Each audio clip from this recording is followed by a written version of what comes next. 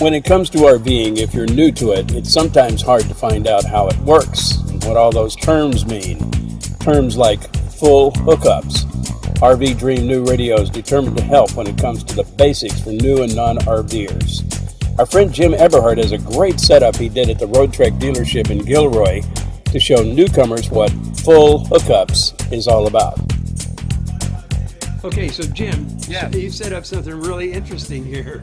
I don't think I've ever seen this in any showroom. Tell me what this is. Well, this is what a customer will come in when they come into an RV park. Remember the old days, we used to have in a drive-in theater, we had the speaker on this side. So it's always on the Right. driver's side. Right. So what you're going to have in here is a place to hook up your So your these power. are people that go, I've never done this. What do I have to do? Yeah, this is what you do when you go to an RV park and you want to hook up. So what you're going to have is a post like this with your 30 amp, most of them are all 30 amp plug-ins. You'll have a place to plug your coach in right here. Right, so it just comes right out Out of of your here, coach. right there. You'll have a cable TV for your So cable you TV. plug your electricity in first. Plug your electricity in, your cable TV. Right.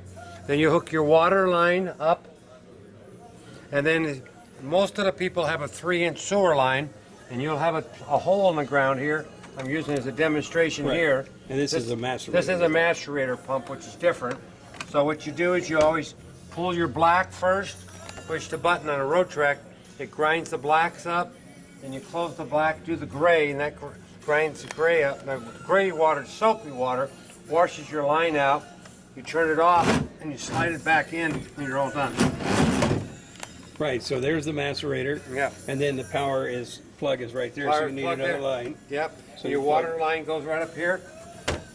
Right, so there's the water, and so you have to have a hose with Yeah. it. So they have a white hose for water, and a lot of people will get a water filter and hook it in between here so they can filter the water coming in and out. Right, or a regulator. Or a regulator, yes. One or the other. It's too much water pressure. So that's it. When people talk about hookups, and I remember saying to Yeah.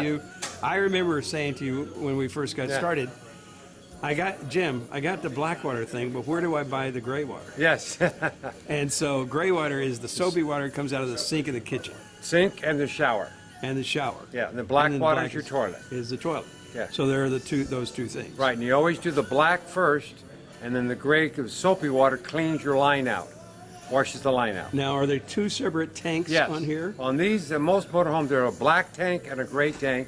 Right. Then you have your freshwater tank, which Right. is on this 30 gallons. So you have 3 tanks. Right. So you can carry water with you, Correct. or if you're dry camping, you've got water in there. Right. So you turn your water pump on. Right, and you pumps the water up. And dry camping for your people out there means when you have no hookups. That's when you're out along Highway 1, you're going to spend the night, you don't have any power. The Roadtreks are completely self-contained. You do not need power for a Roadtrek. The only time you need a power is when you want to use if you want to start the air conditioner or the microwave. Now, these come with built-in generators. Generators, all have generators, Right. Onan generators, Right. quiet generators.